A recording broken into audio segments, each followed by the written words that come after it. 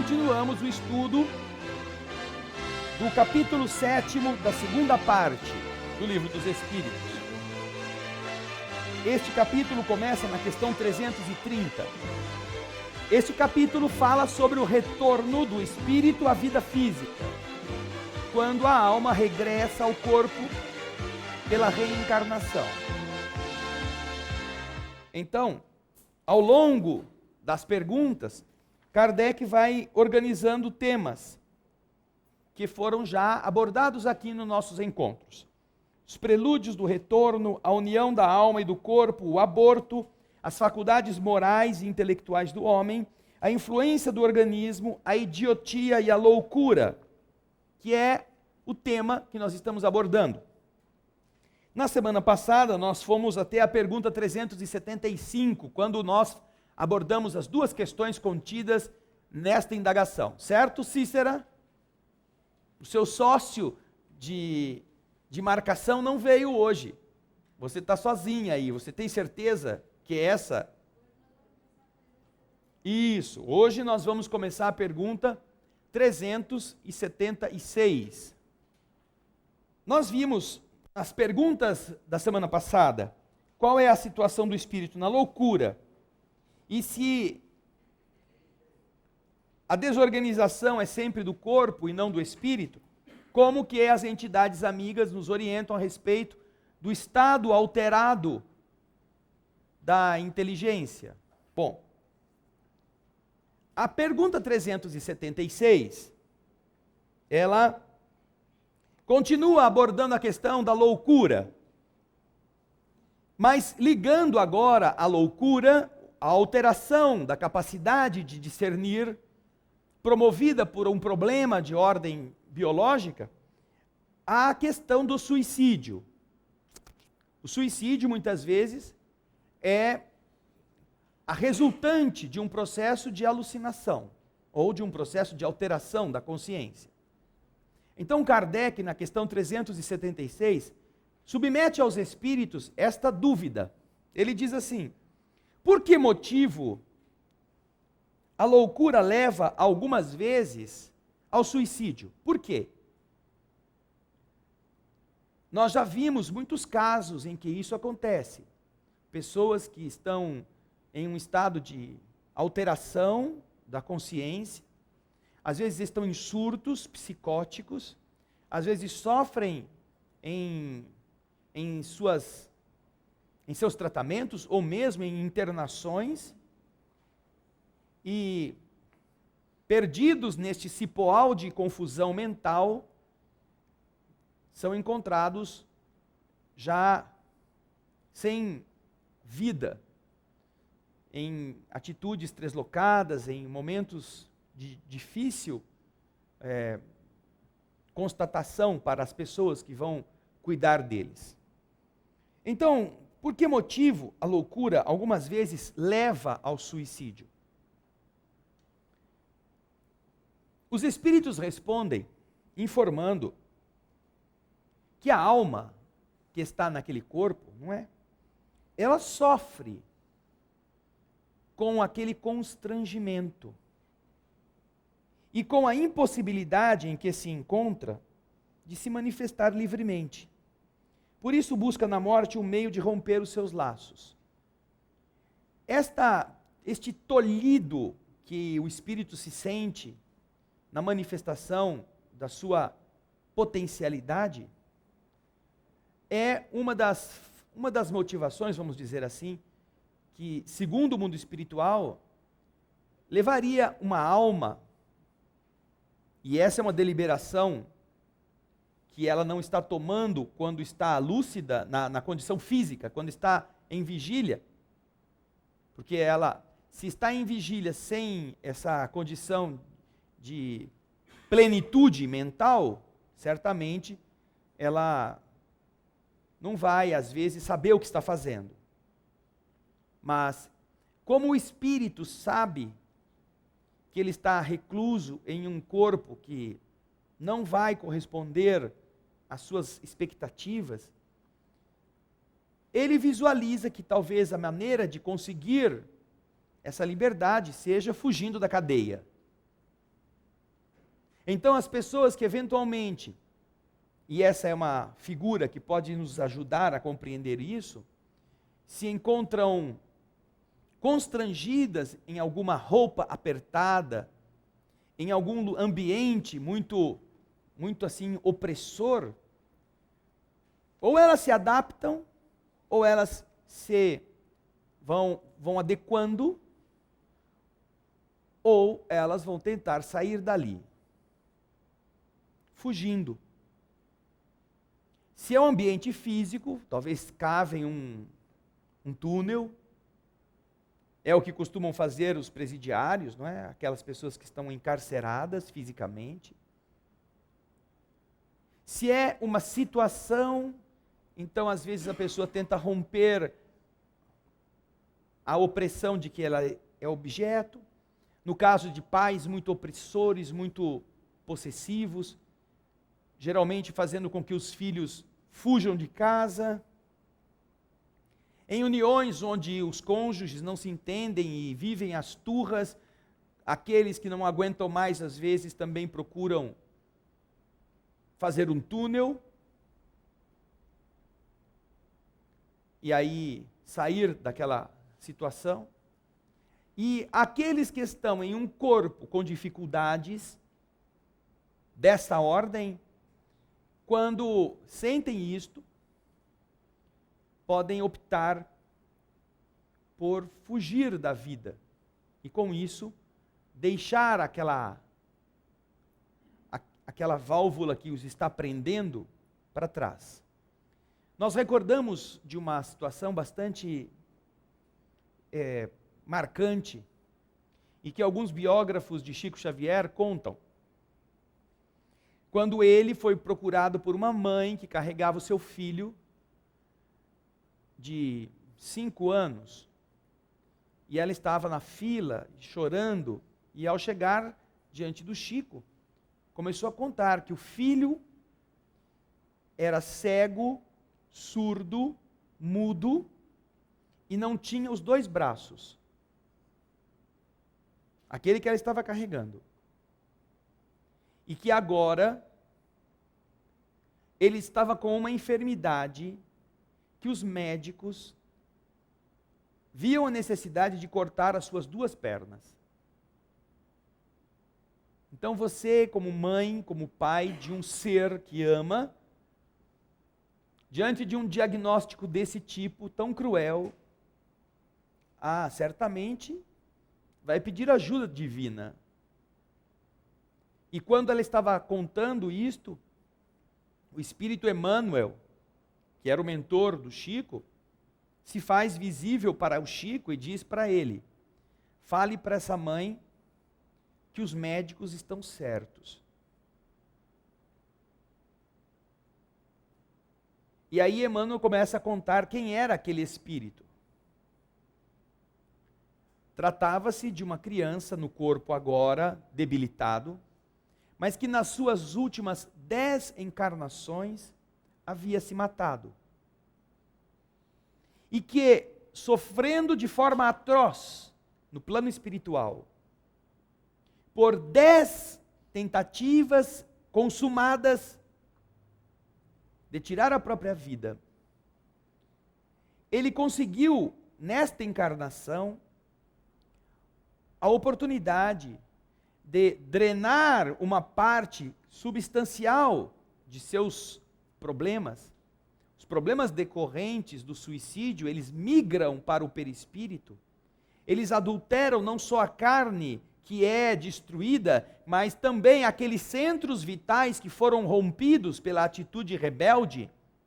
E isto só pode ser corrigido numa encarnação futura de regeneração ou de dor, quando o centro vital que foi afetado e que, portanto, deformado, produz um corpo físico igualmente lesado naquela região, para fazer com que o mal possa migrar do corpo vibratório para o corpo físico. Ele então conseguiu uma reencarnação onde, sem enxergar, sem ouvir, sem falar e sem os braços, a pedido dele mesmo, ele evitasse fugir pela 11ª vez. Então, ele não tinha a visão para ele não enxergar e com os olhos procurar alguma coisa para matar-se. Ele não tinha audição para que ao escutar, mesmo sem enxergar, ele ouvisse o barulho de um caminhão, o barulho de um carro, ele saísse para se jogar. Ele não tinha voz para que com a voz, mesmo sem a audição e sem a visão, ele pedisse que alguém o ajudasse a se matar. Ele não tinha os braços, porque com os braços ele poderia tentar se matar, mesmo sendo cego, surdo e mudo. Mas Emmanuel diz que agora com 5 anos, quando ele já está dominando os passos, ele está procurando um jeito de se matar. Portanto, como ele se comprometeu naquela encarnação a resgatar os seus equívocos das 10 últimas, onde ele se matou, o mundo espiritual autorizou que ele tivesse um problema e que por causa deste problema ele tivesse que ter amputadas as 2 chances dele conseguir se matar de novo. As pernas. Então Emmanuel explica e pede que o Chico converse com a mãe, explicando que este é um benefício para aquele espírito. Para que ele, mesmo criança, e aí vocês entendem o que significa a resposta dos espíritos, mesmo nessa condição debilitada em toda a expressão da sua identidade, ele ainda assim está procurando um jeito de se matar. Não é a criancinha de 5 anos que está fazendo isso.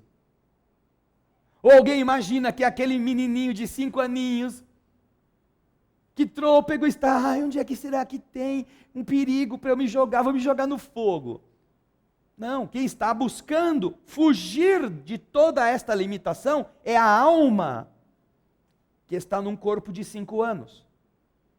Mas que não tem 5 anos. É a alma frágil, a alma irresponsável, a alma que não quer compromissos e que está fraquejando diante do testemunho, da prova ou da expiação. Mas como ela precisa passar por isto, ela terá que permanecer no corpo físico sem as pernas. Ainda assim, isto será um ganho para ela. Pelos compromissos que ela já assumiu em 10 vidas, onde ela se matou, perder as 2 pernas, além de perder os braços, perder a visão, a audição e a fala, vai representar um tal sofrimento que poderá ajudá-la a acelerar o processo de reparação da energia que ela lesou em 10 tentativas consumadas de suicídio. Por isso que eles dizem, o espírito sofre com o constrangimento que experimenta e com a impossibilidade em que ele se encontra de se manifestar livremente. Por isso busca na morte um meio de romper esses laços que prendem o corpo, que o prendem a um corpo sem equilíbrio. Dúvidas, perguntas, é da lei da evolução que nós precisamos voltar, que nós precisamos renascer. Agora, mesmo quando nós tenhamos concordado, uma coisa é a gente concordar lá, outra coisa é a gente voltar para cá. E aí, que está aqui enfrentando as dificuldades, aí a gente resolve mudar de ideia. E para isso você não precisa estar numa condição de loucura. Nós temos inúmeros relatos dos espíritos que contam.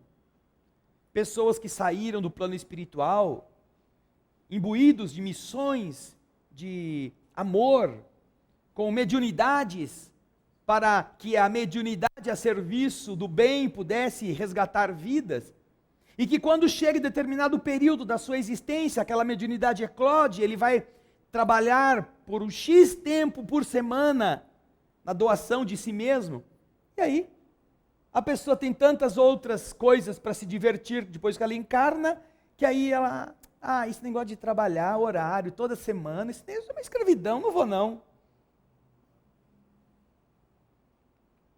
Então a pergunta vale para essa pessoa, mas ela não aceitou, ela também não veio, ela também não quis. Ué, então por que se separam os que se unem? Por quê? Não resolveram se unir com liberdade, ou foi alguém com a garrucha atrás de você lá? Coisa que até se for acontecido, você pode até conseguir com isso anular o casamento. Mas resolveu casar por opção. E depois? Então por que vai pular fora?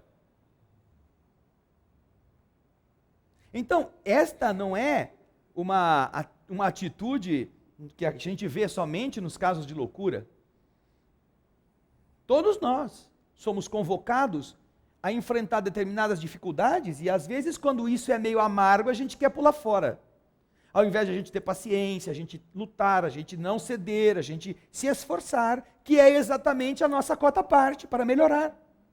A gente quer uma escola e infelizmente alguns podem constatar isso, nós estamos conseguindo, a gente quer uma escola que só aprove. Porque os incompetentes não gostam de estudo. Os incompetentes não gostam de serem provados, de serem testados, não gostam de nada que os desafie. Eles gostam de passar. E isso vai até quando? Eu quero saber aqui quem é que gostaria de ser operado ou de ter um dente arrancado por um médico ou um dentista deste tipo que nunca foi reprovado na vida.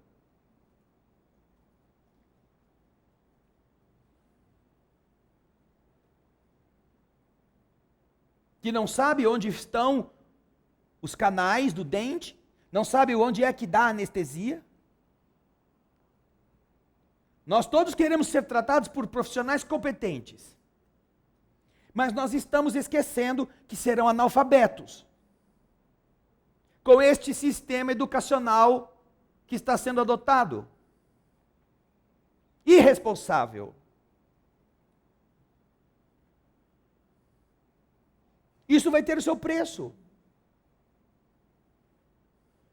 E será muito bom que as pessoas que votaram neste tipo de escolha sofram as consequências. Será muito bom. Que operem o órgão errado, que esqueçam dentro do indivíduo chumaços de algodão, espátulas, pinças, etc. Ferro de passar roupa, serra elétrica, secador de cabelo. É bom, é isso que precisam. Por quê? Estas pessoas estão escolhendo isto porque foram respaldadas por outros irresponsáveis que querem facilidades, que querem ganhar sem trabalhar, que não querem estudar, que não querem ser reprovados. Por quê? Porque não queremos desafios, não queremos construir diante da ignorância um caminho que nos livre dela. Nós queremos ser promovidos sem merecer. E quando alguém exige ou quando a vida nos coloca, aí a gente desiste. É o que acontece com esse que está num corpo ruim, que é culpa dele. Ao invés de aguentar o tranco, não, eu quero ir embora porque eu quero o corpo livre. E assim é também com as pessoas que se casam num momento de euforia e depois querem se separar mais para frente, que as pessoas que gostam muito de gastar a saúde orgânica com um monte de excessos e depois vem o preço das doenças, dos desgastes, das enfermidades, e aí ficam achando que Deus não é justo com elas. Então, apesar de eu entender a sua pergunta, ela não tem muito sentido do ponto de vista do que é que nós todos estamos acostumados. Não somos diferentes desses espíritos. Nós também fazemos isso sem ser loucos. Eles ainda têm a doideira como desculpa. Não é? Nós fazemos isso sem a doideira, por preguiça, por comodismo, por falta de vontade. Nós todos, como seres humanos, não me refiro a vocês que estão aqui, mas como casta, como um animal racional, nós não nos empenhamos. Então fica a mesma coisa. Ora, mas você não aceitou renascer? Não foi você que pediu para passar por isso, para ter a mediunidade, ou para ter a inteligência, ou para ter a agilidade mental, a agilidade de determinadas aptidões? E o que você fez com isso? Como disse Jesus, cada um recebe os seus talentos, 5 talentos, 2 talentos, 1 talento. Alguns multiplicam, outros enterram. Depois, tem que devolver o talento, porque o talento não é nosso. Nos foi emprestado para a gente multiplicá-lo. Daí. Agora, certamente, além disto, existem aqueles que não podem vir por opção. Não escolheram vir. Eles não têm escolha. O melhor para eles é o sofrimento, e isso eles não queriam pedir, porque eles estão ainda tão distantes dessa lógica, que eles iriam pedir exatamente aquilo que é prejudicial para eles. Pergunte para o seu filhinho o que ele quer comer no almoço.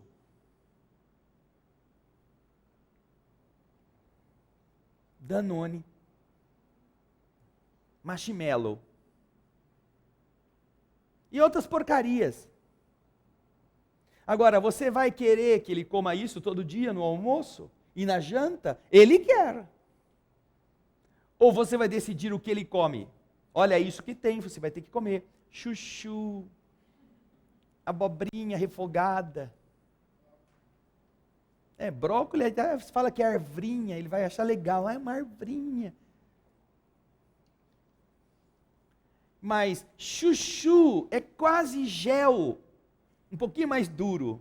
Não é? Quase um gel assim, que você... aquele negócio não tem graça nenhuma. Se você não puser tempero, aquelas coisas assim, para o tempero salvar, você mastiga um negócio que é água dura. E a criança tem que comer, porque porque minha mãe está... Eu tinha que tomar emulsão de escote, óleo de fígado de bacalhau. Não é? Eu preferia o chuchu. Mas, por quê? Porque disseram que isso seria bom para o meu organismo, isso me ajudaria a ter uma estrutura física melhor. E as mães acreditam nisso, né? Então, pobre dos filhos que vieram naquela casa, que tem que se submeter. E mães e pais nunca querem o mal para os seus filhos, querem sempre o melhor. Teve uma época na minha casa que meu pai inventou de bater caracu com ovo, todo dia de manhã. Caracu é aquela cerveja preta. Aí pegava um ovo com a casca é o detalhe, e jogava lá dentro no liquidificador e batia aquele negócio que parecia uma Coca-Cola espumante. E quem é que tinha que beber? Além dele que tomava um pouquinho, nós. Caracu com ovo. Ai, meu Deus do céu. Eu tinha muito pecado. Mas tenho certeza que o que fizeram foi em benefício. Até quando eu falei, não vou mais beber esse negócio. Aí não tem, para me obrigar, primeiro vai ter que me pegar. Né? É uma coisa, não é um álcool assim, a Caracu tem um teor alcoólico bem pequeno, e eu não tomava a garrafa inteira, não é? Batia, punha um pouco de água, né, para ficar um gostinho diferente, mas, o negócio de... Eu detestava, detesto até hoje gemada. Sabe um negócio? Tem gente que toma o ovo cru. Meu Deus do céu, é uma coisa de... Está insano, ele está nesse capítulo aqui da loucura. Por que a loucura leva algumas vezes ao suicídio? Por causa disso, a criança não aguenta tomar ovo cru, ela se mata antes. Então eu não sei se você entendeu o que, né? Espera um pouquinho só que ele vai chegar com o microfone.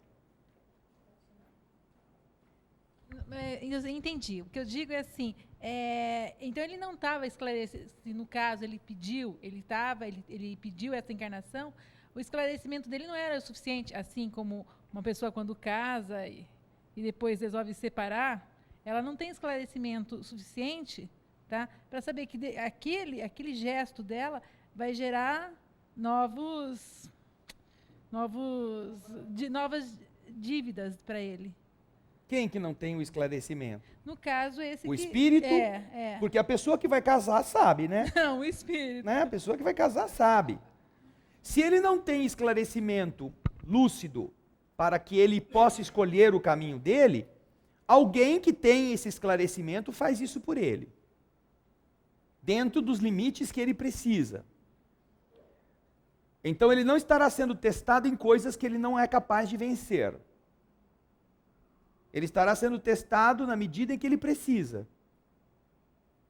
Agora, se ele já tem um pouco de lucidez e ele participa da escolha, aí é a mesma coisa, ele sabe que ele ia passar. Então, ele só é permitido, só lhe é autorizado. Ele pode pedir, eu quero nascer numa condição horrorosa, eu não quero chegar, não quero ter fala, não quero ter ouvido, não quero ter um braço. E deixaram. Por quê? Porque ele precisava disso.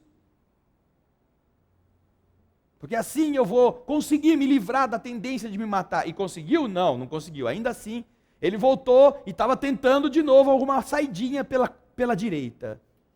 Saída pela direita. Aí fecharam a porta. Você vai ter que ficar aí, não vai poder sair. Então são benefícios para esse espírito. Agora, não nos iludamos. Os que reencarnam não estão todos esclarecidos.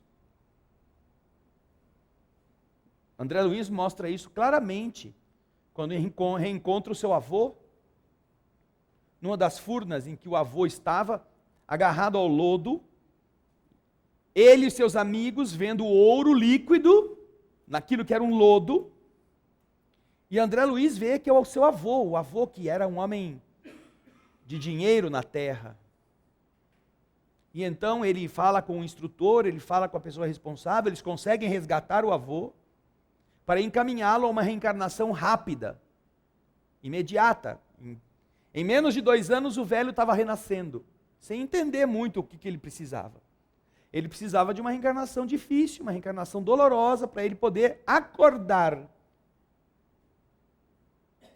Então, a reencarnação não é um processo assim, vamos dizer assim, né? A gente está vivendo a época do politicamente correto, né? Tudo é democrático, tem que ser democrático, né?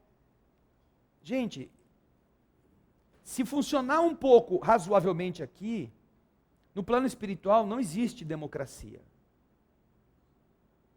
Entendam isto.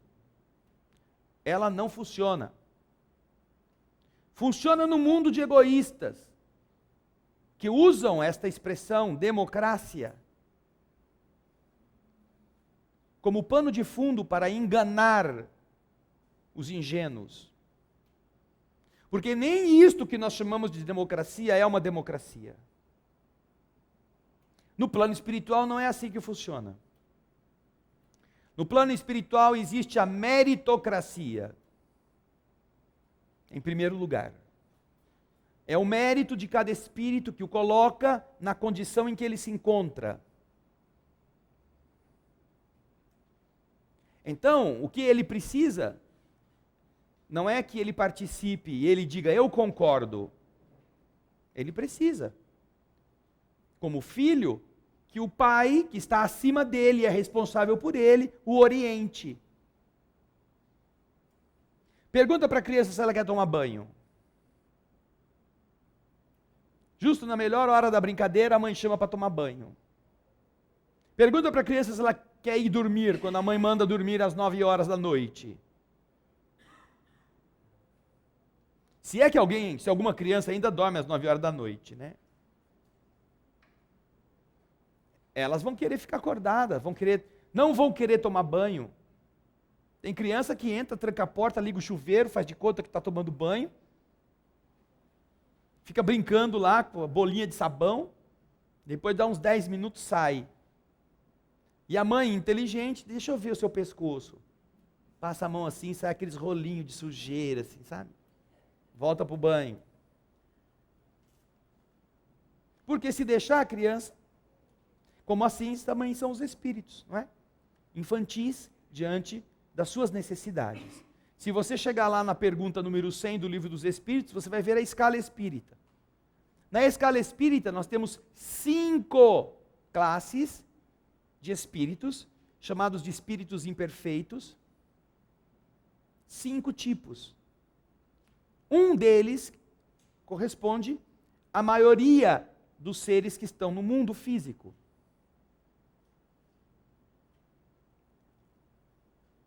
A média da humanidade está representada em um destes 5 tipos. Está lá na pergunta 103 ou 104. Dos espíritos neutros, 105. A condição vulgar da humanidade é esta: de espíritos neutros. São bonzinhos de dia, malzinhos de noite. Se eles não são assim, eles se inclinam àquilo que é mais conveniente.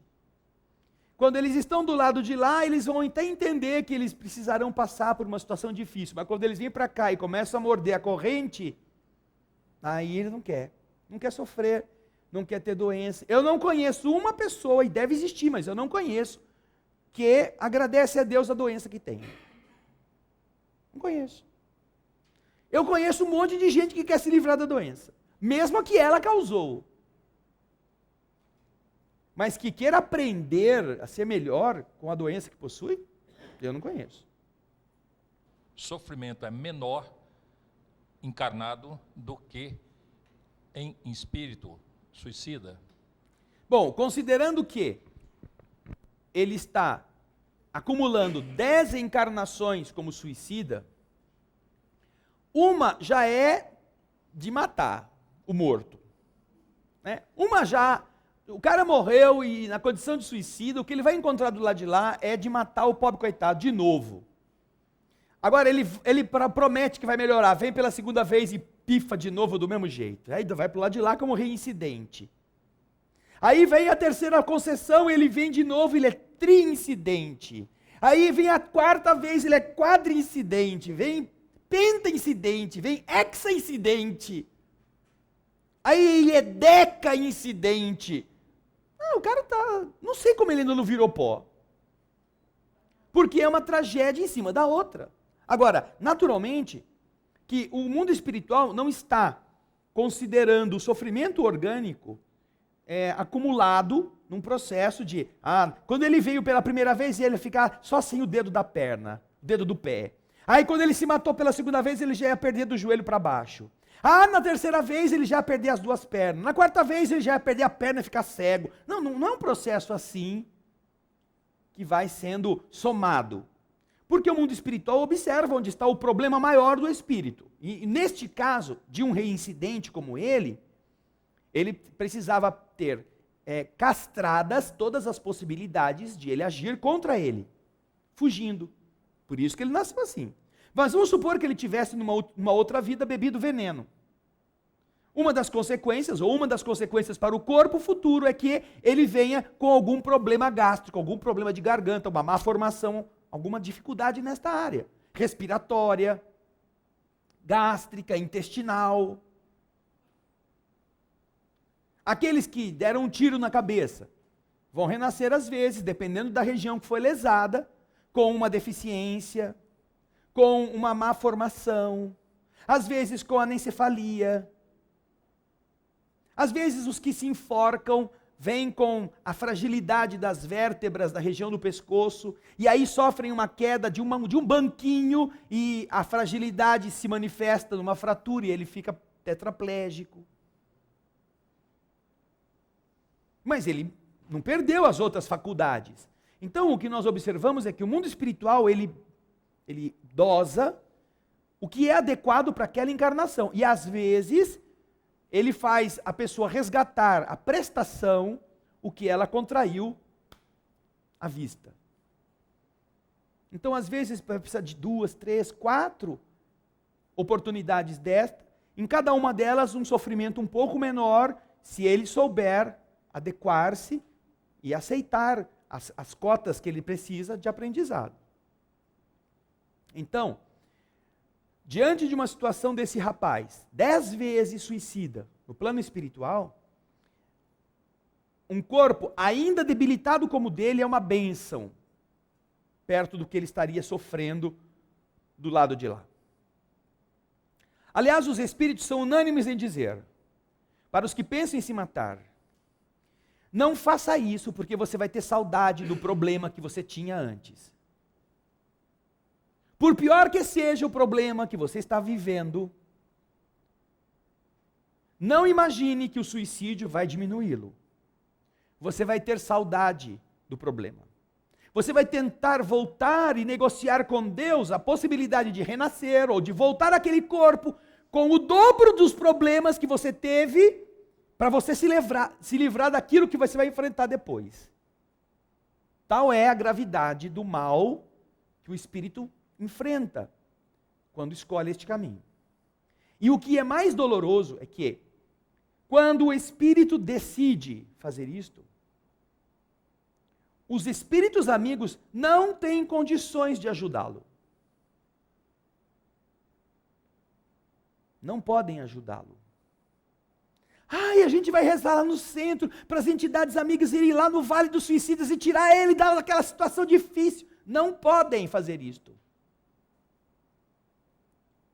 Porque a única medicação que pode talvez diminuir no espírito a ideia de que o suicídio é a solução é deixá-lo sofrer. Se você acolhe aquele indivíduo e ele, ai, graças a Deus eu fui aliviado, e não aprendeu ainda que aquela consequência não é a melhor, ele vai voltar para o corpo físico e vai se matar de novo. Porque ele não sofreu o suficiente. Não que os espíritos fiquem dando risada, bem feito, olha, vamos reunir aqui para ver o cara que se matou sofrendo assim, ai, que coisa boa. Não. Mas eles não podem retirar a pessoa, a alma da situação difícil, porque a lembrança dos males que ela suportou será a marca que vai ficar nela para não fazer de novo, quando ela voltar ao corpo físico. Porque todos os suicidas vão precisar passar por situações semelhantes àquelas que o levaram a tirar a vida, numa vida passada. Ai, o fulano foi traído, a mulher fugiu com o outro, e por causa disso ele se matou. Sofreu bastante, teve todo o efeito sobre ele. E então, mais para frente, projeta uma reencarnação, depois de ele já estar mais forte. E como é que ele vai saber que ele está vacinado contra?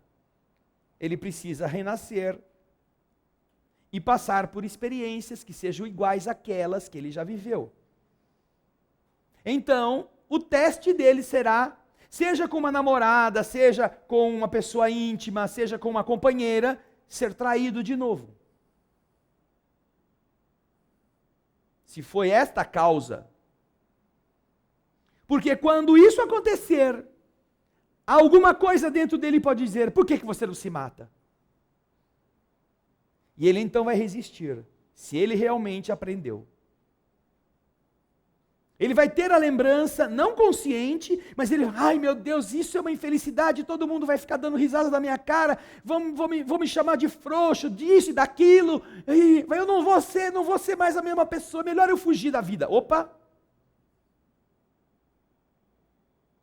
E então os amigos espirituais, escuta, você vai fugir da vida? Pense, trazem um outro, um que o aconselhe, um que lhe diga, faz ele encontrar um livro, uma leitura, que faça ele meditar, para ele saber, poxa, vai fazer a mesma coisa? Você tem que resistir. Uma vida inteira, no caso do suicida, uma vida inteira está resumida nessa decisão.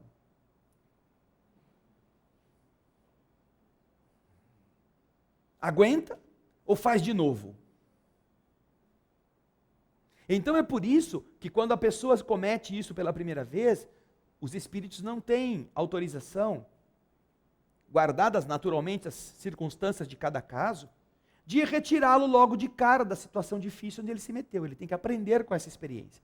Porque o sofrimento é uma escola também. Depois de um certo tempo, ele pode ser resgatado. Mas ele vai se preparar para resgatar também fisicamente o mal que ele fez. E, quando ele já estiver pronto, Ah, o perispírito já está liberado dos malefícios que aquela atitude danosa provocou. Agora, ele já não precisará sofrer o aleijume, não precisará sofrer a enfermidade, não precisará sofrer das limitações orgânicas. Agora, então, chegou a hora de ele sofrer o mal moral que levou-o a fugir da vida. Vamos ver se agora ele sarou mesmo.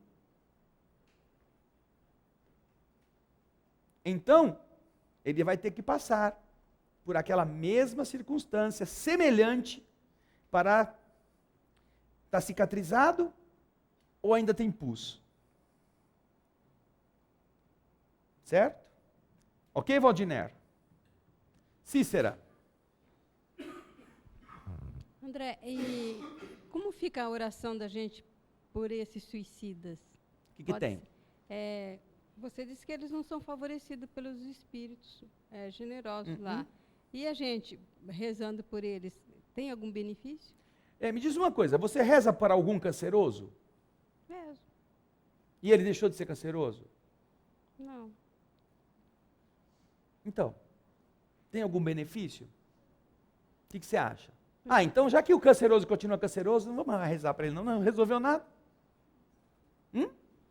Eu sei o que você está querendo fazer, você está querendo realçar que apesar disso não ser útil, a oração será sempre um benefício. E é verdade.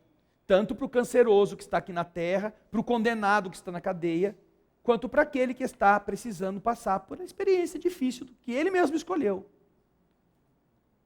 Isso é o que cada um pode ofertar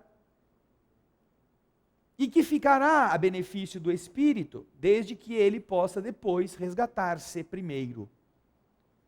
Mas não teria sentido uma oração que interviesse, uma intercessão que viesse a prejudicar a alma. Não há condições de que o benefício prejudique. E a oração feita para aliviar a dor de alguém que precisa passar pela dor é um benefício que prejudica. É como você mimar um filho que precisa passar pela situação difícil.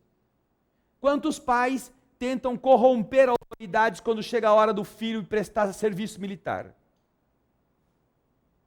Não, vai lá, fala com fulano, fala com o meu amigo, fala com o juiz, fala com o promotor, ou dá o dinheiro para não sei quem lá, para ele livrar o cara do serviço militar.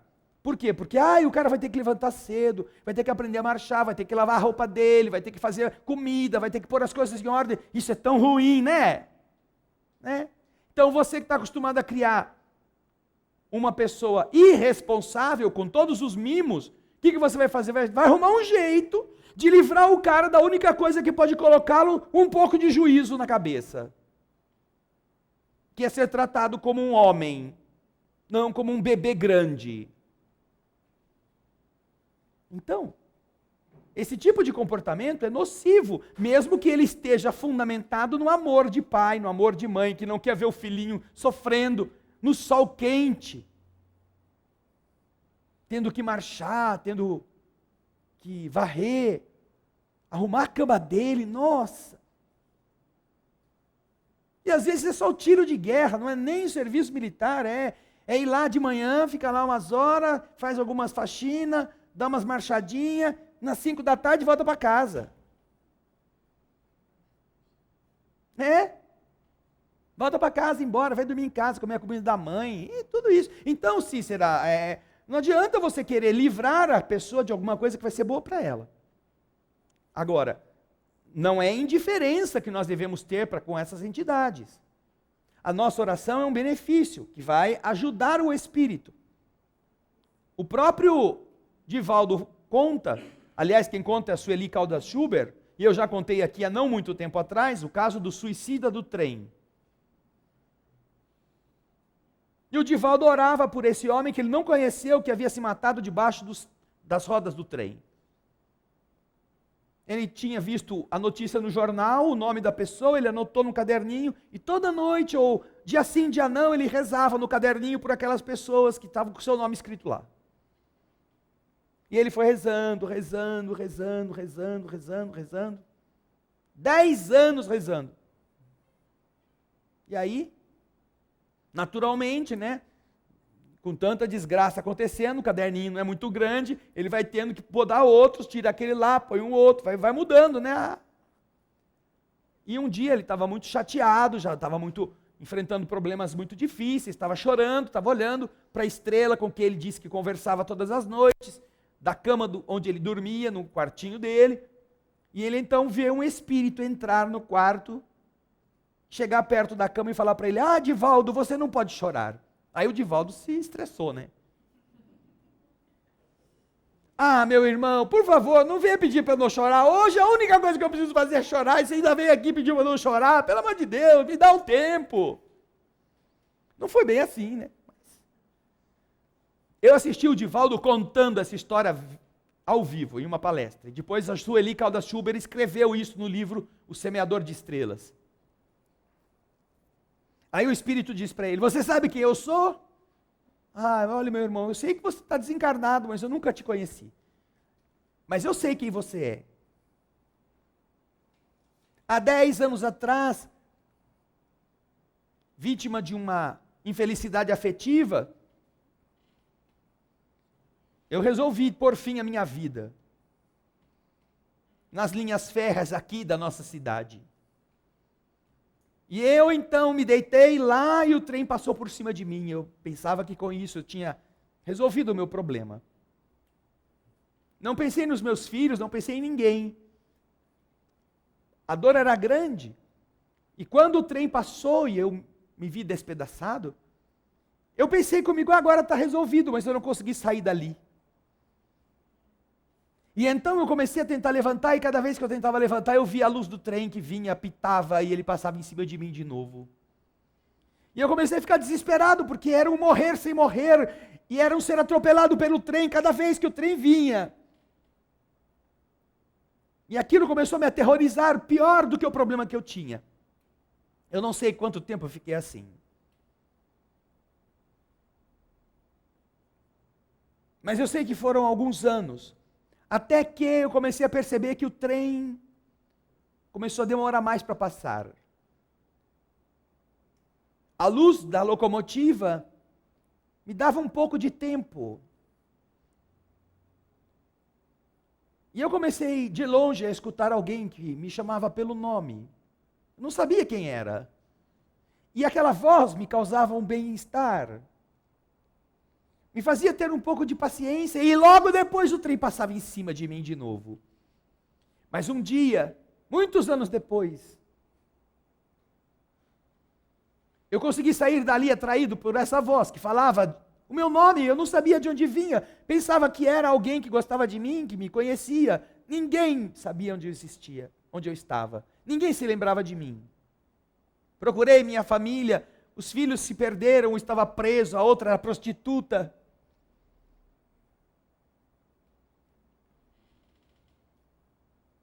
Todos me acusavam por ter sido covarde.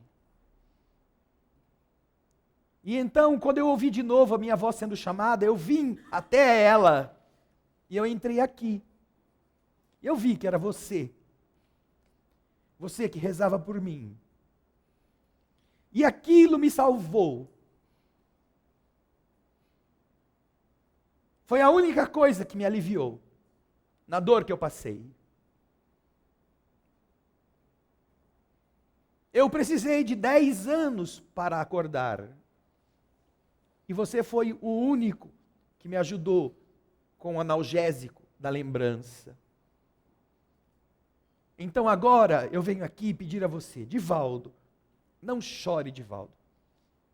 Porque se você chorar, o que será daqueles que não têm ninguém por eles? Quem estará pedindo a Deus por nós? Os miseráveis dos próprios erros.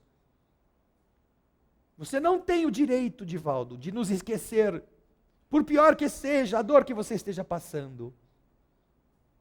Porque você não sabe o benefício que é uma simples oração em favor dos desditosos como nós. E com essa história a gente responde a Cícera a respeito de como poder empenhar a nossa boa lembrança em favor Não sabemos quando vai ser o benefício entregue ao destinatário. Isto é da lei. A lei que vai decidir. Mas, de alguma forma, nem que for na gota de água, na goela seca, do sofrimento, aquilo vai chegar até ele. Ok, Cícera? E isso acontece não só com quem se mata. Isso acontece com as pessoas que estão na terra, que são nossos conhecidos, nossos amigos, ou mesmo pessoas que a gente não sabe, não tem conhecimento, e que estão passando por problemas tão agudos que você sabe que não vai ter jeito. Elas vão perecer. Mas você poderá ajudar através da energia positiva, através da vibração amorosa. Você pode ser solidário ou solidária na hora difícil. E isso para a alma vale muito mais. Quando o corpo não tem o que salvar, isso às vezes dá paz para o espírito. Aguentar. Tá bom? Fala, Ricardo. O espírito percebendo a gravidade que ele cometeu e vai saber que na próxima encarnação ele vai ter que sofrer muito. Ele se prepara, estuda e começa a trabalhar no mundo espiritual.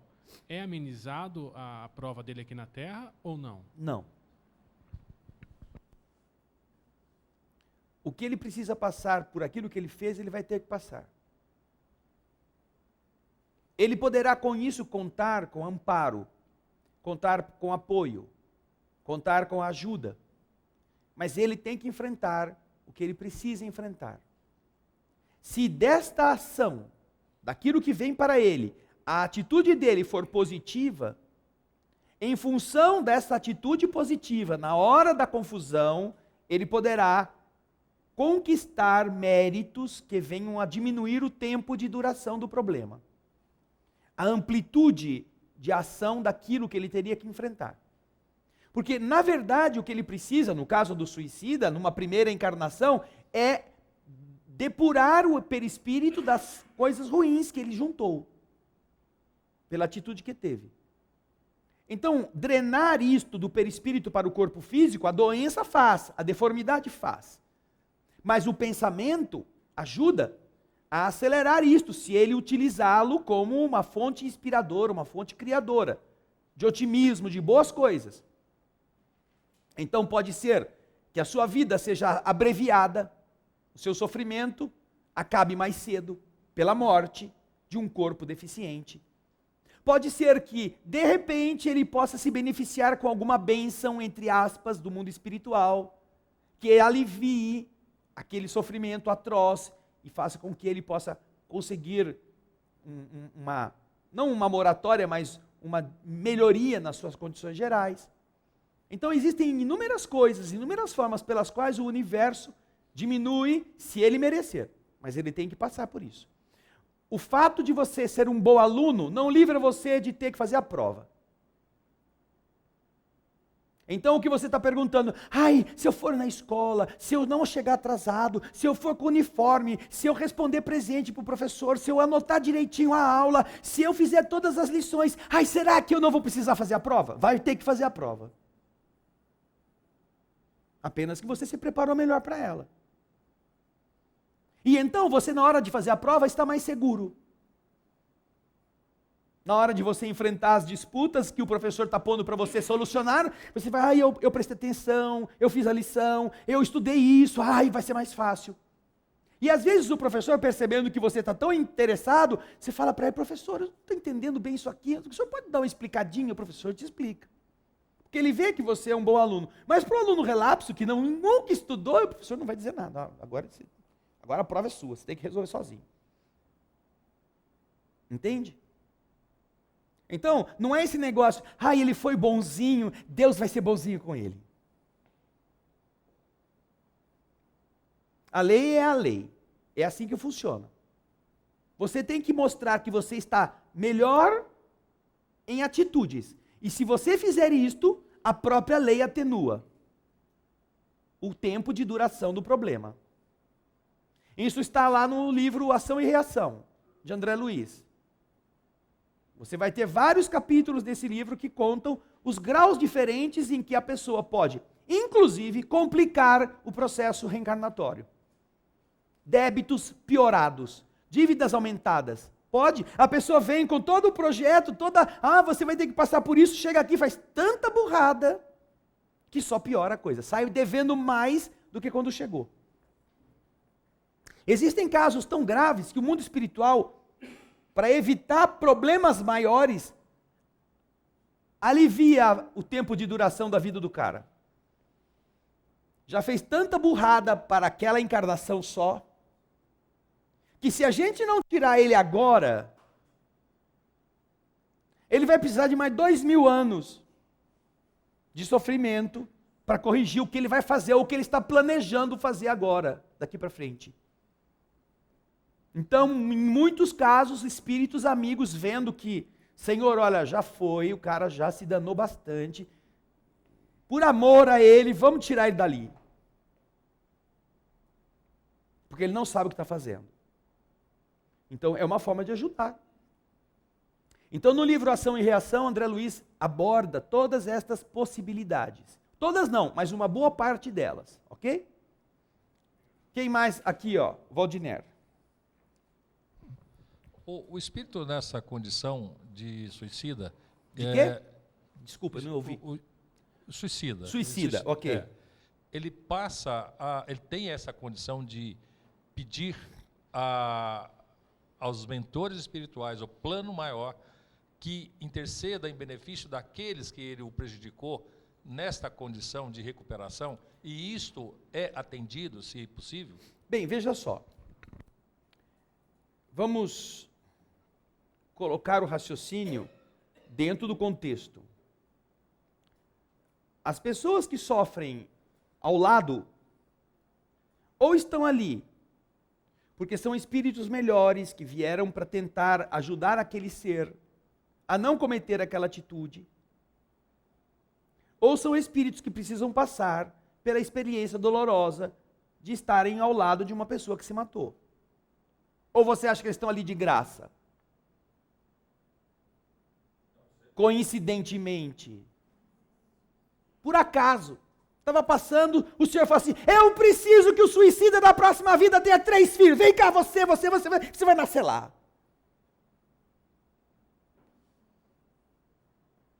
Será que é assim? Então, quem está precisando passar por experiências assim, vai estar ao lado de pessoas que tenham a tendência de cometer essas coisas. Para quê? Para que eles sofram estes efeitos também. E cresçam com isto. Agora, isso não quer dizer, nem para quem está na condição de potencial suicida, nem para aqueles que vão ser vítimas do trauma do suicídio, que os bons espíritos não estejam ao lado para ajudá-los. Não estejam fortalecendo-os. Antes que a tragédia se dê, antes que o problema difícil ocorra, para que eles tirem as boas coisas dali. Agora, todas as pessoas que cometem algum equívoco, e não importa se é de suicídio, se é de traição, se é de furto, se é de agressão, não importa. Todas as pessoas, como nós, que equivocamos-nos, vamos pedir a Deus que nos permita corrigir o erro. Na área e com as pessoas que falhamos. Agora a pessoa pergunta assim, mas e se aquela pessoa que foi minha vítima já me perdoou? Ela já está lá em Netuno. E eu estou devendo, a minha consciência está devendo, eu fiz coisa errada, eu tomei no lucro que eu ganhei, eu tomei tudo que era daquela pessoa, eu queria devolver. Só que você está ainda na Terra, não dá para ir lá Netuno, fazer uma transferência bancária interplanetária. A lei diz, você tem que reparar o mal que você praticou. Quando você fere um semelhante, não é aquele semelhante que você fere o universo à sua volta. Você fere o Criador do universo. Se você tem a consciência, então, nessa lucidez, de já ter percebido que o que você fez não foi correto, você então ressarça o que você deve para todas as pessoas que você puder. Ajude os outros. Devolva para essas pessoas, em bênçãos. Aquilo que você gostaria de devolver para uma, mas essa uma já não quer mais saber disso. Ela já desculpou você.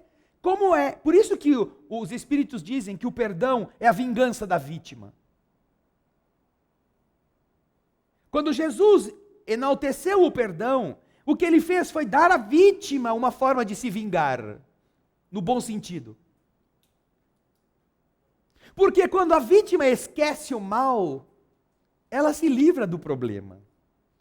Mas quem fez o problema não se livra dele, nem com o perdão da vítima. Porque na consciência de quem erra está a marca. Você fez isto. Você agiu deste modo. Você foi mesquinho a esse tanto. Como é que você se livra disso?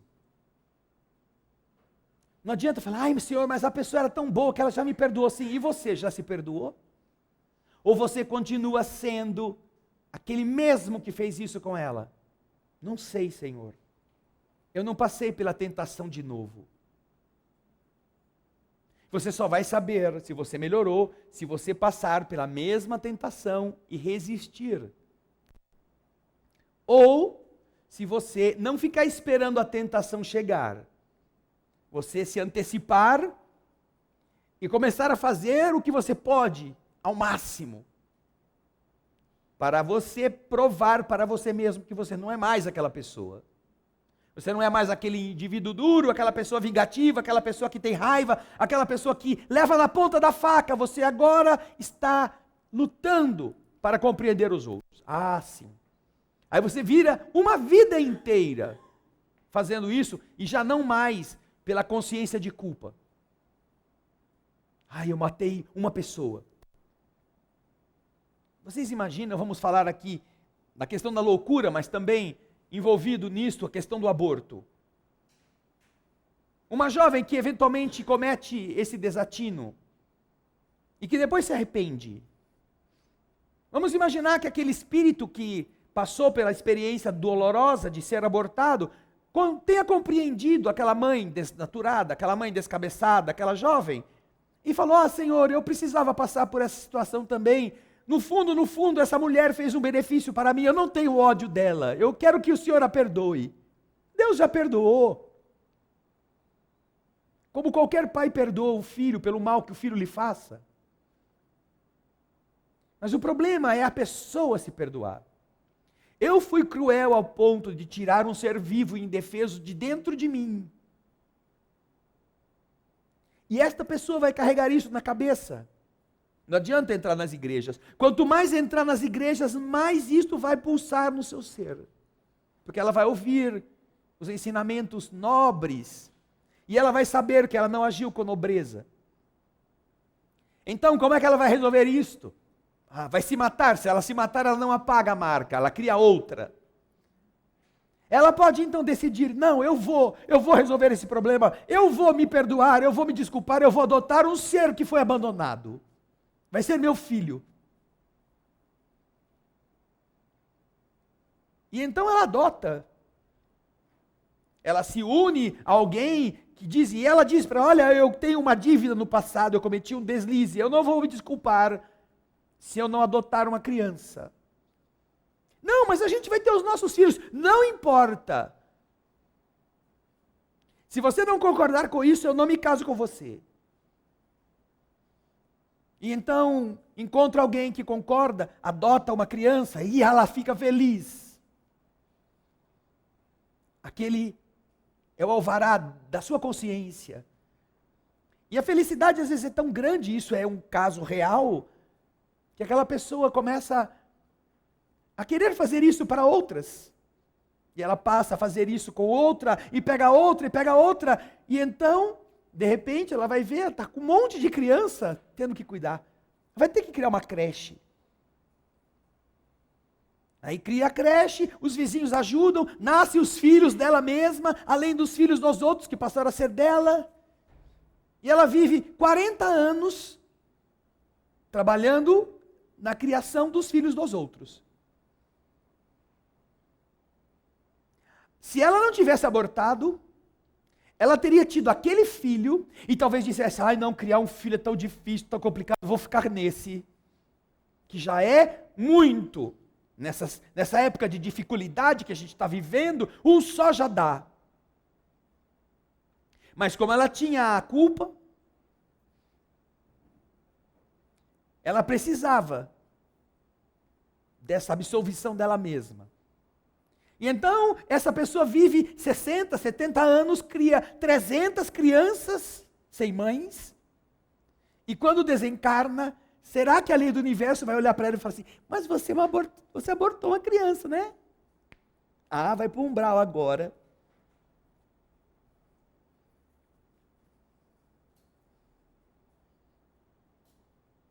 Ou vai dizer, filha, como você foi excelente mãe, como você foi alguém que amou.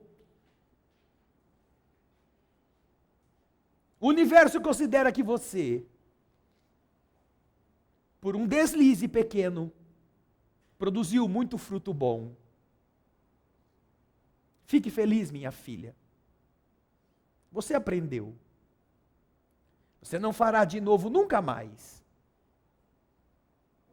Então existe recurso para que o mal que a gente fez possa ser diminuído. Mas é o indivíduo que tem que querer. Somos nós que erramos, que temos que corrigir. E enquanto a gente não decidir isto, aquele que nos perdoou está indo embora, já foi lá para frente. Já se livrou do peso como um balão que quando você vê no ar e solta as amarras, solta o lastro, ele aí vai embora, ele não quer nem saber com o peso. Daí então, os Espíritos nos avisarem da importância do perdão. Se você não perdoa, você fica preso ao mal. Mas se você perdoa o que te fizeram, você se livra, e aquela pessoa que te fez o mal, ela vai ter que ficar com o mal. Ela vai ter que administrar isto. Não é você. Agora, a nossa ignorância faz o quê? Ah, não, eu vou ficar vendo se ele vai sofrer, porque ele vai ter que me pagar o que ele fez para mim. Você fica ali preso. Você fica ali vinculado ao erro, ao invés de ir para frente. Por isso é que quem não perdoa se atrasa. Agora, quem fere, só conseguirá se livrar se corrigir o mal que fez. É da lei do universo, da nossa consciência. Não precisa juiz. Não existe juiz mais rigoroso do que a consciência. Como disse o mundo espiritual, quando Kardec pergunta onde está escrita a lei do universo, eles respondem, na consciência. Ali está escrita a lei. Não precisa de juiz. O juiz já está judicando em nossa consciência mesma. Nós vamos agora nas perguntas que fizeram. Ainda na semana passada, algumas pessoas deixaram perguntas aqui. A Marinalva Melo, do Rio de Janeiro, pergunta: por que os espíritos acham que estão sofrendo? Bem, não é que eles acham que estão sofrendo, eles estão sofrendo. Porque a mente está focada no sofrimento. O sofrimento no mundo espiritual, ele é um processo que se radica na consciência, na nossa capacidade de perceber ou de criar a sensação da dor. Não é mais real. O nosso corpo não existe mais. Não existe mais neurônio, não existem as ligações que fazem a pessoa identificar um mal-estar como sendo dor para resolver um problema. Esse é um mecanismo que o corpo organizou para proteger-se. Mas quando o corpo já feneceu, não existe mais esse mecanismo. Mas por que o espírito continua sentindo dor? Porque ele está viciado no pensamento de que aquilo dói.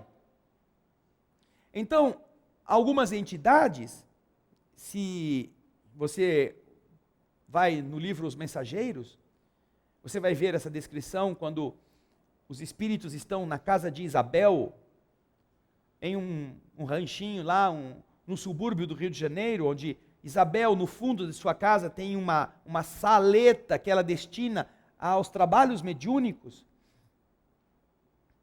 André Luiz relata que está vendo, naquela noite, uma mudança no tempo e está se aproximando um aguaceiro. E eles começam a perceber na rua um monte de espíritos saindo da rua procurando algum lugar para entrar por medo da chuva.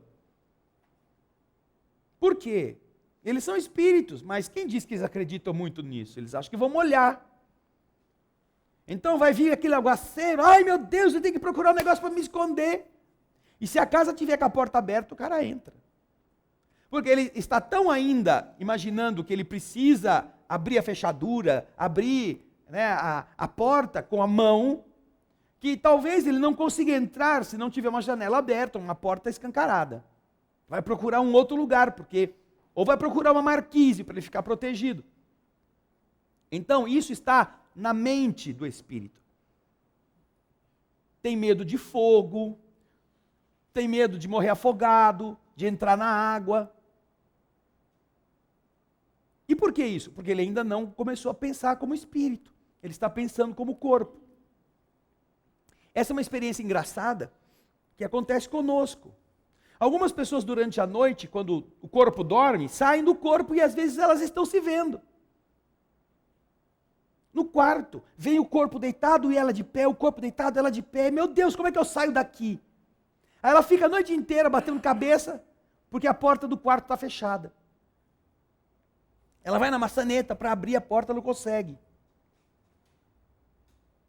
Porque ela não mentalizou que quem precisa passar com a porta aberta é o corpo está na cama. Como ela vê que ela tem um corpo, ela pensa que é de carne. E como a porta está fechada, a carne não passa pela porta. Mas ela devia botar o dedinho assim. Começar. Será que eu passo?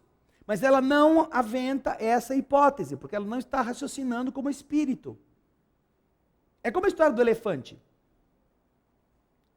Quando o elefante é pequenininho, os adestradores de elefante prendem o elefante num poste com uma corda. Amarra a perna do elefante no poste. E o elefante tenta sair, não consegue. Ou põe uma corrente, não muito grande, uma coleira, uma lona, essas coisas de prender cachorro. E o elefante tenta puxar a perna, não consegue. Aí o elefante vai crescendo, vai crescendo, vai crescendo. Chega uma época que já o elefante tem uma força tal que ele não... Mas se amarra o elefante com um barbante de algodão, o elefante fica, né? Me amarraram no poste. Porque ele está acostumado. Quando ele era criança, ele não conseguia sair, agora ele sente um negocinho na perna, preso no poste, e ele já sabe, não vou nem tentar, porque eu vou estar preso aqui no poste. Ele não sai do poste. Se prender com linha de costura, ele fica.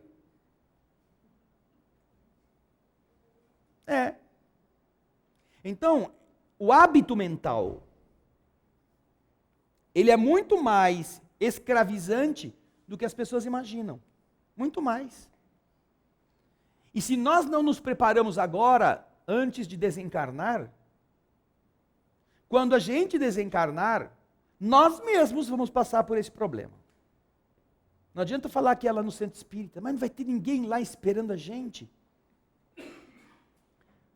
Talvez uns obsessores bastante estão lá esperando a gente, mas... Aí vai todo mundo querer voltar para o corpo. Aí vai descobrir o corpo meio gordo, meio roxo. Mas meu corpo, olha o que está acontecendo com ele, o que será que eu fiz? Está podre.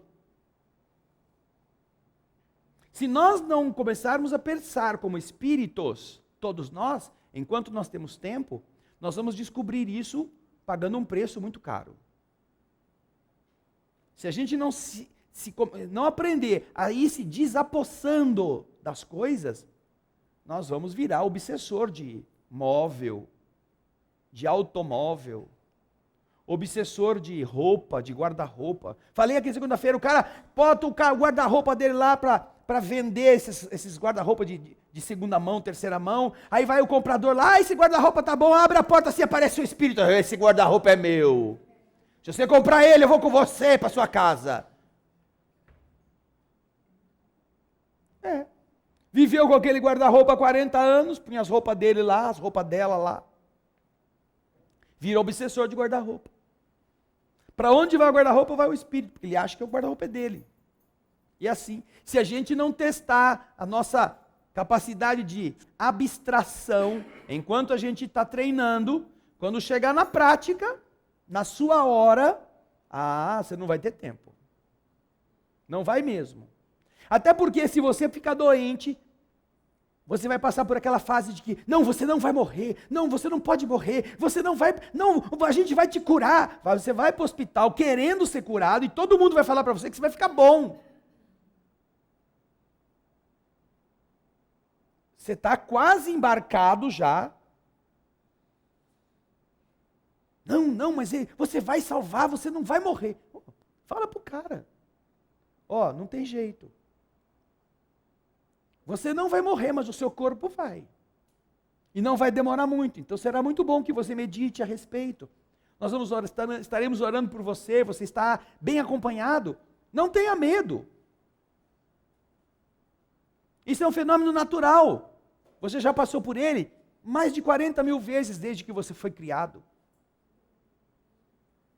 Desde que nós fomos criados, nós já perdemos o corpo físico muito mais do que 40 mil vezes.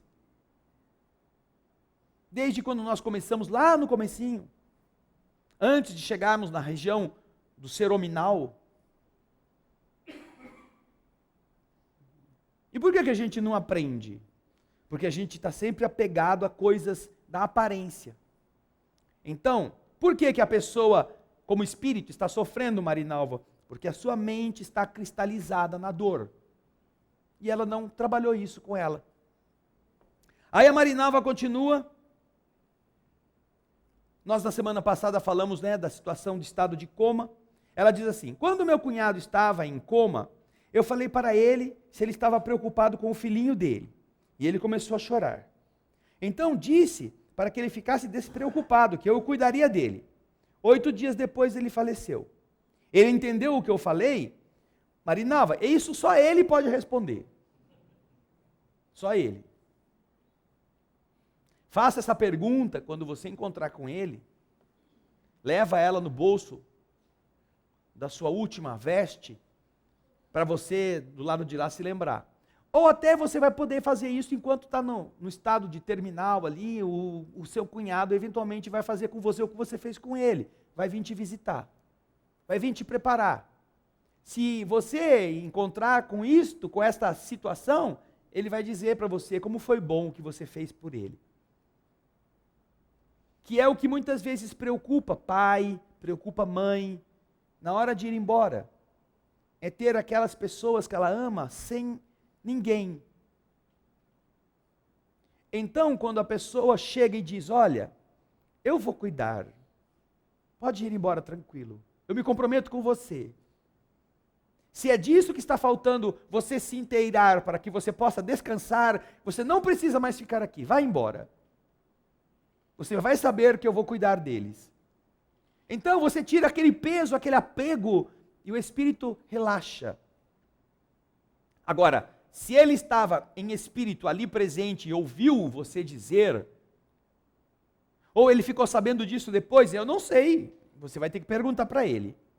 Mas o que nós sabemos é que o corpo em estado de coma não significa que o espírito não esteja ouvindo, ao contrário. Nós tivemos aqui semana passada o próprio André, um que vem aqui de vez em quando, que comentou conosco que ele ficou em estado de coma, ele não tinha lucidez auditiva, ou mesmo consciência de inteligência, e ele sabia tudo o que estava acontecendo. Todo mundo que falou mal dele, todo mundo que falou bem dele, quando ele voltou, ele sabia, ele se lembrava.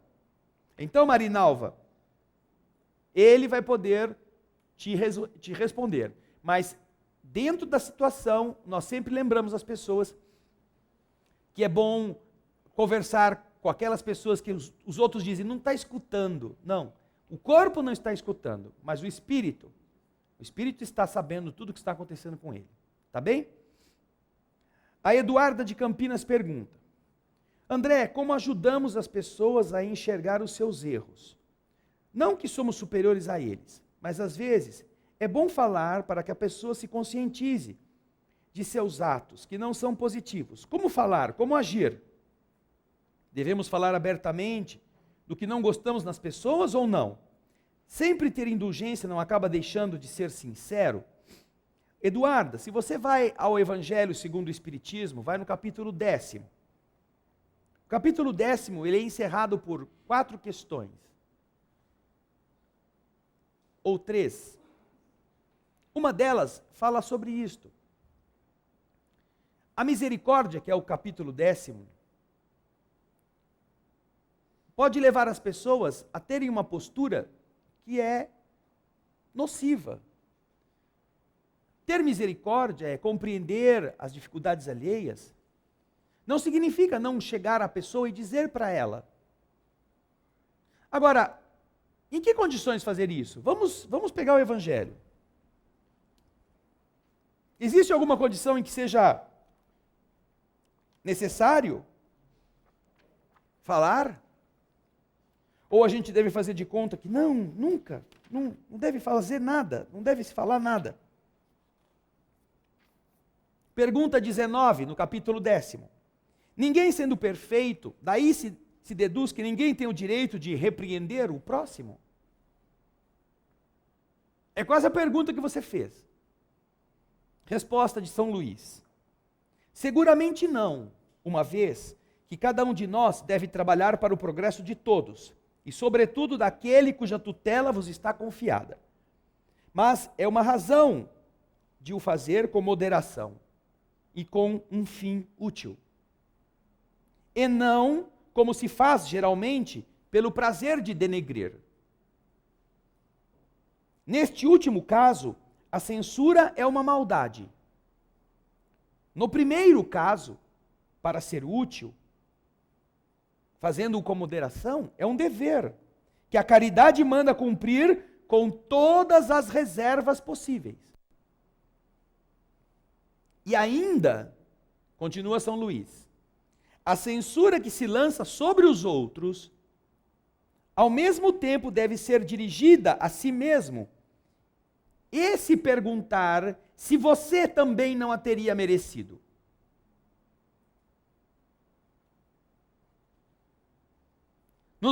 Nos faz aqui a resposta de São Luís lembrar da situação de Gandhi, quando a mãe vai pedir para Gandhi educar o filho dela, que estava comendo muito doce, e que acreditava muito em Gandhi, porque admirava muito aquele sábio, e ela já tinha falado para o moleque parar de comer doce, e ele não obedecia. Mas se Gandhi falasse para ele parar de comer doce, ele pararia.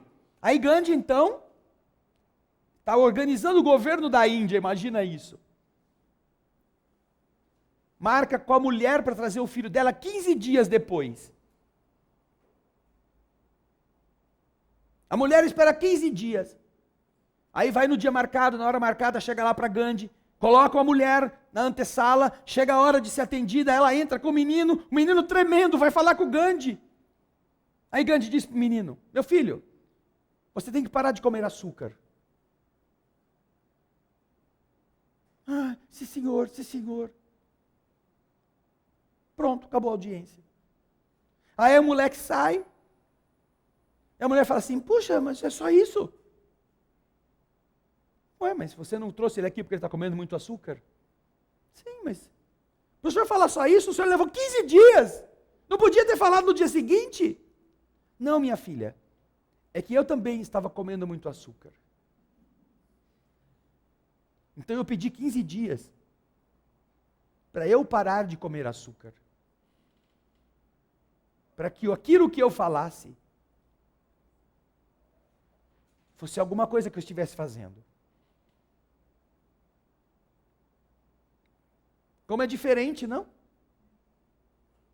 Aquilo que os Espíritos pedem que a gente faça, não é que nós não falemos para as pessoas que elas estão erradas, mas é que façamos com amor, façamos com um fim útil, façamos com a discrição necessária para que isso possa ajudar a pessoa a aproveitar, e nós pensemos se também não estamos sendo dignos de receber a mesma crítica.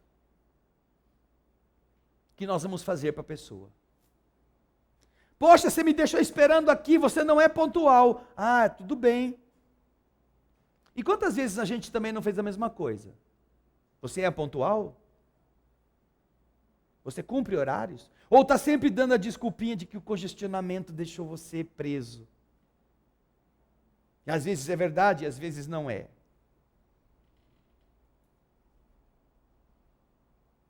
Daí vem a pergunta 20. Será repreensível observar as imperfeições dos outros quando disso não possa resultar nenhum proveito para eles, quando a gente não as divulgue? Ah, você vê uma pessoa com um monte de problema e você não fala nada para ninguém, e como ninguém vai saber, também isso não vai resolver nada.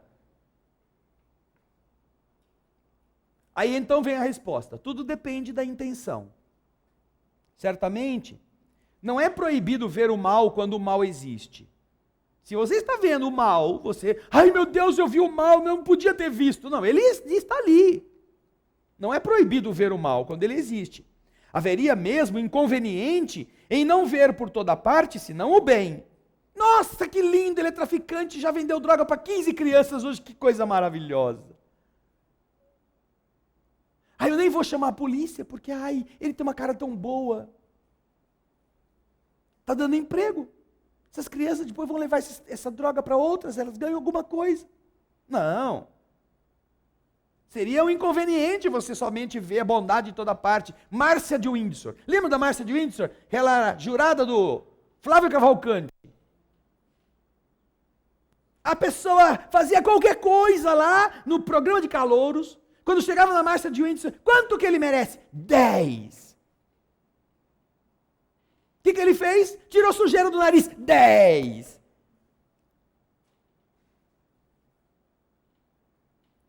Acertou, cuspe a distância. Ai, 10, maravilhoso. Quer dizer, isso é um inconveniente terrível. Se ele está num processo de ser avaliado e alguém só dá nota 10, é inútil. É o que os espíritos estão dizendo. Seria mesmo um inconveniente em não ver senão o bem em toda parte. Essa ilusão prejudicaria o progresso. O erro está em fazer resultar essa observação em prejuízo do próximo, depreciando-o sem necessidade na opinião pública. Ah, o cara não toma banho. E daí? É seu marido? Não, não é. É seu pai? Também não é. Ele é seu vizinho, mas o mau cheiro dele te incomoda? Você não dorme? Não, nem sinto. Então, o que resolve você falar para todo o prédio que ele não toma banho? Que ele tem um amante. Qual o problema? Que ele tem um defeito de caráter. Ele não vai mudar, ele vai ser daquele jeito, ele é desse jeito. E por que você está falando mal dessa pessoa? Se isso não vai fazer ela ser diferente. E se todos que souberem não vão fazer com que ela tome banho? Aí sim, o que você está fazendo é denegrir a pessoa por maldade. E isso demonstra a sua maldade, a nossa maldade. O que é a fofoca? É isso. Você não vai mudar a vida da pessoa e você vai fazer outra pessoa saber de uma coisa que não vai mudar nada.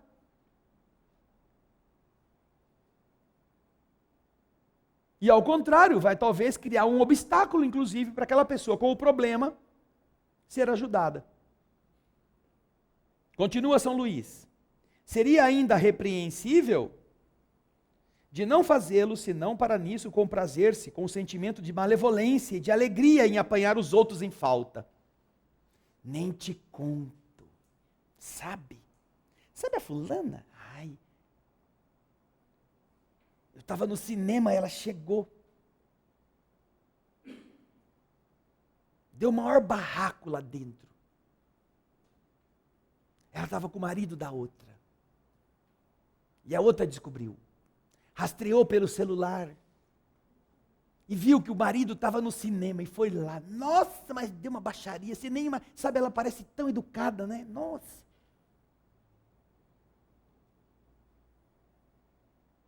O que é isso? É o que ele está falando.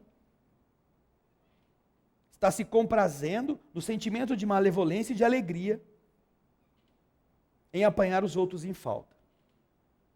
Ocorre de outro modo se você utiliza o erro alheio para você aprender com ele. É o que ele está dizendo. Ocorre de outro modo quando, lançando um véu sobre o mal para o público, se limita a observá-lo para dele fazer proveito pessoal. Quer dizer, para estudá-lo e evitar aquilo que se censura nos outros. Isso sim é possível fazer. Você vê uma pessoa tendo uma conduta desonesta, você fala, nossa, como é feio isso, né? Para você mesmo. Puxa, eu vou estar atento para não cometer a mesma coisa. Você vê uma pessoa em uma reunião pública falando um monte de palavrões. Fala, nossa, olha que coisa desagradável. Puxa vida, eu nunca pensei que falar palavrão ficasse tão feio na boca da pessoa. Mas olha, eu também costumo falar essas coisas de vez em quando. Nossa, eu fico com essa cara. Não, eu vou melhorar o meu vocabulário.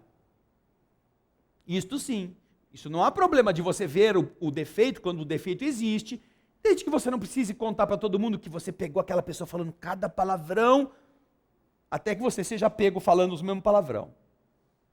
Porque não mudou o seu vocabulário, isso é um problema. Aí vem a pergunta seguinte, que é a última.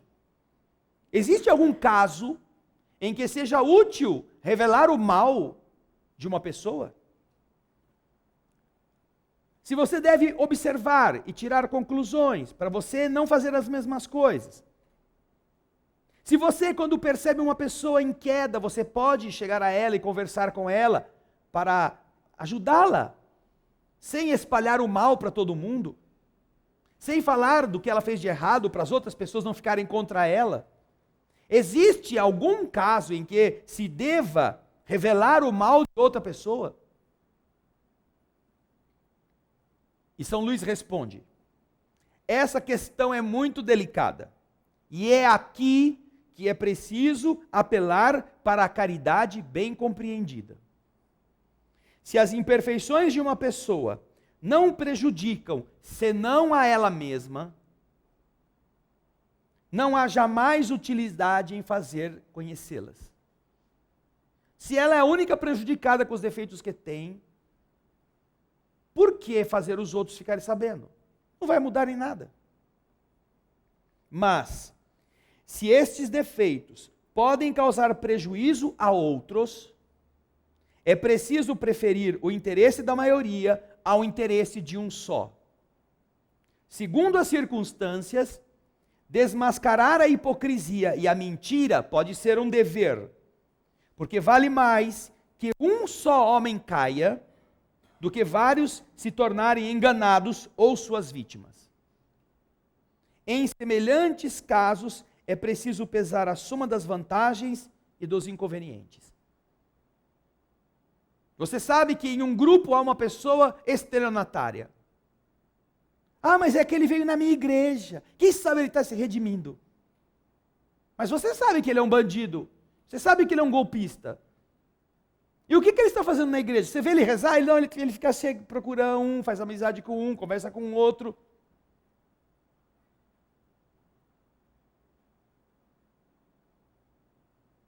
E aí o que você faz? Ah, eu não falo nada porque eu sou religioso, não posso fazer. Eu não vou envenenar os outros contra ele.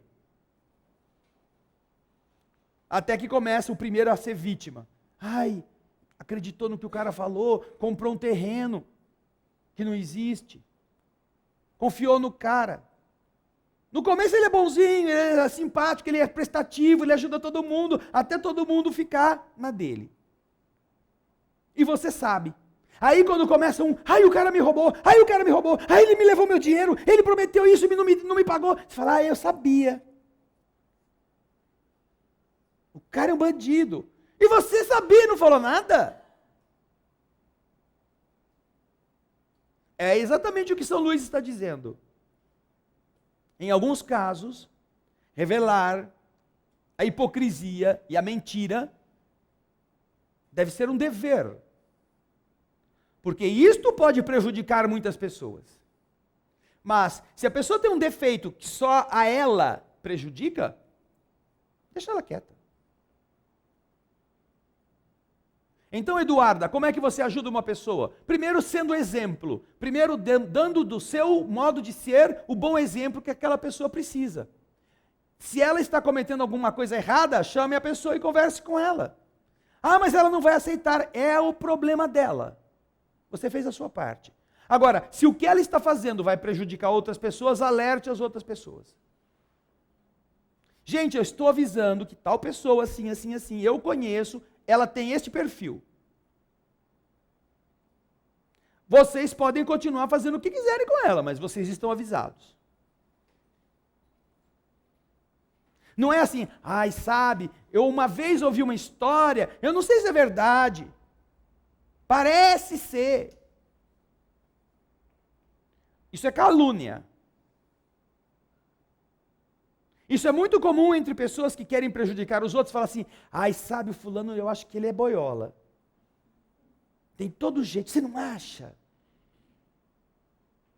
Só que ninguém vai perguntar para o cara se ele é gay.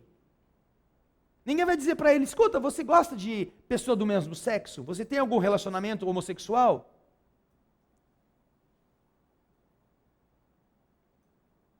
Mas não deixam de falar. E então aquela pessoa chega e aqueles outros que antes seriam bons companheiros, ai, boa noite. E então é hostilizado sem não ter feito nada, e às vezes sem ser. Isso é calúnia. Isso é calúnia. Agora, mesmo que a pessoa tenha prova de que aquela outra pessoa tem uma opção sexual diferente, isso é um problema dela.